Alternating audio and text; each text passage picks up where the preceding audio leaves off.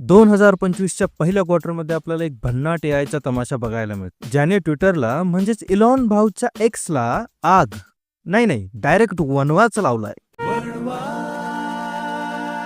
Elon मस्कने बनवलेला AI chatbot Grok हा इतर चॅटबॉट पेक्षा खूप वेगळा आहे आणि याचं हेच वेगळंपण त्याच्या जीवावर उडताना आपल्याला भारतात दिसतंय. मग नक्की याचं वेगळंपण तरी काय? पता नहीं. हा एआय चॅटबॉट पूर्णपणे अनफिल्टर्ड आहे. माणसांसारखी इलॉन भाऊने याला पण फ्रीडम ऑफ स्पीच देऊन टाकली. त्यामुळे तुम्ही ज्या भाषेत त्याच्याशी बोलाल त्याच भाषेत तो तुमच्या तोंडावरती उत्तर फेकून मारतो. म्हणजेच आपल्या भाषेत फाटक्या तोंडाचा आहे असं म्हणायला हरकत नाही. अगदी कुठलाही विषय असो, हा गडी अजिबात पुढचा मागचा विचार न करता जोरदार शब्दांची फटकेबाजी करतो. म्हणजे जर तुम्ही त्याला शिवी जरी दिली तरी तो तुमच्याच भाषेत तुम्हाला शिव्यांचा वर्षाव करायला मोकळा. आणि म्हणूनच लोक याला कसलेही प्रश्न विचारून मस्त मजा मस्ती करताय. पण ह्याची ही मस्ती सरकारच्या चांगल्याच गाळ्यात आली आहे आणि म्हणूनच मिनिस्ट्री ऑफ इलेक्ट्रॉनिक्स इलॉन अप्पाला म्हणताय की बाबा याला जरा लगाम घाला. असो तर हा किस्सा सुरू झाला एका व्हायरल ट्विट थ्रेडने, ज्यामध्ये एक ट्विटर युजरने ग्रोकला मेन्शन करून विचारलं होतं की बाबा तुझे टॉप 10 म्युच्युअल कोणते सांग. पण यावर ग्रोकने लवकर उत्तर दिले नाही आणि म्हणून तो युजर ग्रोकला संतापात बोलला, ओय पुल्या माझा मेसेज सेंड करून सोडलास. तुझ्या ह्या बिहेवियरला मी कधीच माफ करणार नाही. आणि आपल्या अनफिल्टर्ड ग्रोक भाईने त्याला त्याच्याच भाषेत उत्तर दिलं, ओय फुल्या जरा चिल कर, तुझ्या म्युच्युअलचा हिशोब लावलाय. मग त्याने 10 अकाउंट्सची लिस्ट टाकली आणि म्हणाला एक्झॅक्ट डेटा नाहीये पण मेन्शन वरती भरोसा ठेवलाय, ठीक आहे ना. ग्रोकची एवढी शुद्ध भाषा आणि संस्कार पाहून सगळ्यांना आश्चर्यच वाटायला लागलं की बाबा हे काहीतरी वेगळंच आहे, म्हणजे असं कधी आपण बघितलंच नाही. पण इथपर्यंत पण सरकारचा काहीच प्रॉब्लेम नव्हता. पण जेव्हा ग्रोकला पॉलिटिकल क्वेश्चन विचारायला लागले तेव्हा तिथे पण हा जशास तसं उत्तर द्यायला लागला. म्हणजे कधी कधी इतका अँटी बीजेपी उत्तर द्यायचा की लोक म्हणायचे की काँग्रेसचा आयटी सेलच की काय. पण कधी कधी इतका अँटी काँग्रेस पण बोलायचा की कधी असं वाटायचं की हा बीजेपीचा आयटी सेल आहे की काय. आणि हे पाहिल्यावरती सरकारचे कान टवकारले आणि मग सुरू झाला इलॉन मस्क वर्सेस सरकारचा गेम. सरकारने एक्सला विचारलं की बाबा हे काय चाललंय, असं कुठं असतंय भाई.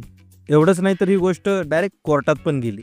इकॉनॉमिक टाइमच्या एका न्यूजनुसार आपले सरकार वारंवार ग्रोक एआयला सांगतंय की बंद करा ते सगळ्या, अरे म्हणजे ते भडकाऊ तसेच हेट स्पीचचा बाजार बंद करा. तुमचा ग्रोक सोशल मीडियावरती फेक नॅरेटिव्ह पसरवतोय आणि हे ॲलिगेशन कोण लावतंय? आपले सरकार. हिपोक्रेसी की भी सीमा होती है. असो पण हा जो ग्रोक आहे तो सगळ्यांना शिव्या घालत फिरतोय, हा नक्की काम तरी कसा करतो? तर हा पण एक LLM आहे, म्हणजेच लार्ज लँग्वेज मॉडेल आहे, जो की खूप साऱ्या डेटावरती ट्रेन झालाय. म्हणजेच काय तर ह्याने दिलेल्या उत्तरामध्ये ज्या शिव्या असतात ह्या याच्या मनाच्या नसतात, तर आपणच ट्विटरवरती दिलेल्या हिंदी किंवा मराठी शिव्यांना हा रेफर करतो आणि आपल्याला त्यानुसार उत्तरं देतो.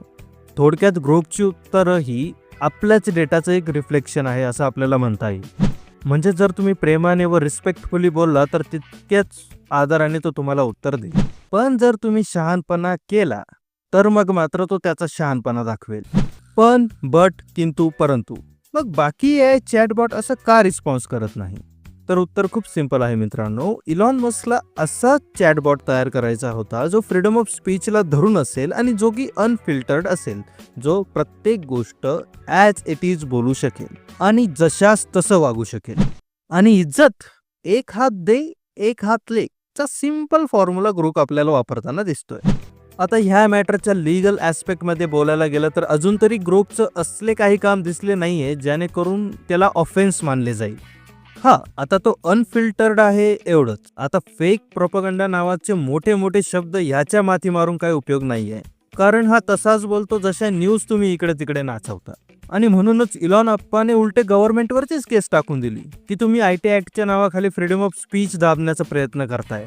पण माझं पर्सनली मत असं आहे की ग्रोककडे लक्ष देण्यापेक्षा तुम्ही जर सेन्सरशिप आणि अडल्ट कंटेंट ह्याने देश वाईट मार्गाला जाईल याची तुम्हाला जर खरंच भीती वाटत असेल तर तुम्ही पहिले जाऊन अल्ट बालाजी आणि इंस्टाग्रामला भेट द्या, तिथे जरा काम करा. मग त्यानंतर ग्रोकचं आपण बघूयात काय ते.